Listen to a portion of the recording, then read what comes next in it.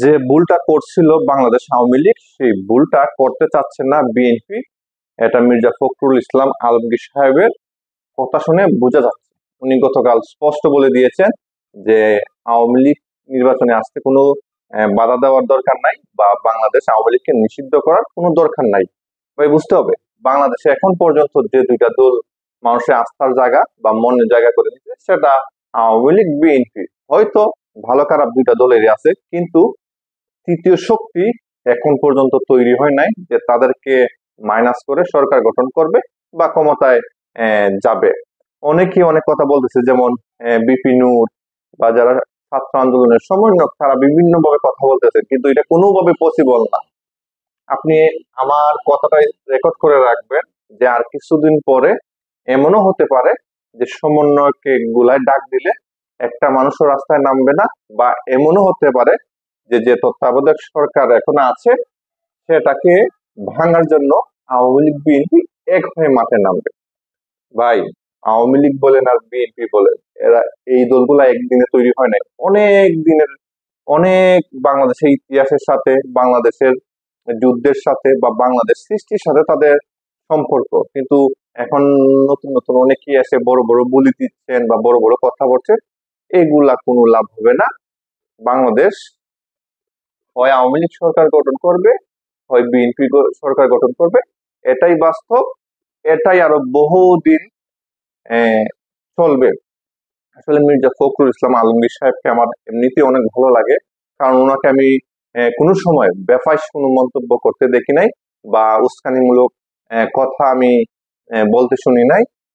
যে ভুলটা আওয়ামী লীগ সরকার করছে সেটা হচ্ছে, তারা যদি দীর্ঘদিন ক্ষমতা থাকার চেষ্টাই ছিল, তাদের উচিত ছিল যে বিএনপিকে কিছু সিট দিয়ে দেওয়া বা 50-60টা দিয়ে দেওয়া, যেন স্ট্রং একটা বিরোধী দল সংসদে অবস্থান করে। কিন্তু এই জিনিসটা না করার কারণেই কিন্তু আজকের আওয়ামী লীগের এই অবস্থা। আমি এখন হয়তো বুঝতে পারতেছি যে বিএনপি যদি আওয়ামী লীগকে মাইনাস করে নির্বাচন করে বা ফাঁসও করে, তারা কিন্তু একক সংখ্যাগরিষ্ঠতা নিয়ে সংসদে যাবে। তখন কিন্তু ওই রকম শক্তিশালী কোনো বিরোধী দল থাকবে না, যার ফলে নির্বাচন এবং সংসদ প্রশ্ন সম্মুখীন হবে বহির্বিশ্বের কাছে। তাই এই জন্যই আগে আগে হয়তো মির্জা ফখরুল ইসলাম আলমগীর বুঝতে পারছেন যে আমাদের যদি টিকতে হয় বা আমাদের নির্বাচনটা যদি প্রশ্ন মুখী করতে না হয়, তাহলে অবশ্যই আওয়ামী লীগকে নির্বাচনে নিয়ে আসা জরুরি। কিন্তু এখানে বিপি নূর সহ বা সমন্বয় হাসনাত আব্দুল্লাহ অনেকেই বড় বড় কথা বলতেছেন। ভাই, কথা বলা সহজ, কিন্তু বাস্তবতা ভিন্ন।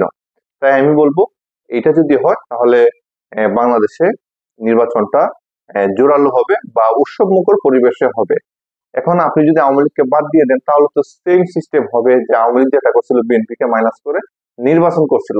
তো আমি মনে করি যদি আওয়ামী লীগ নির্বাচন আসে, মোটামুটি মাঠের যে অবস্থা, তাতে বিএনপি সরকার গঠন করার কথা। বাট আওয়ামী লীগ যদি এই নির্বাচনে 50 থেকে 60টা সিট পায়, তাহলে কিন্তু তারা বিরোধী দলের ভূমিকায় সংসদে অবস্থান করবে, সংসদ জোরালো হবে।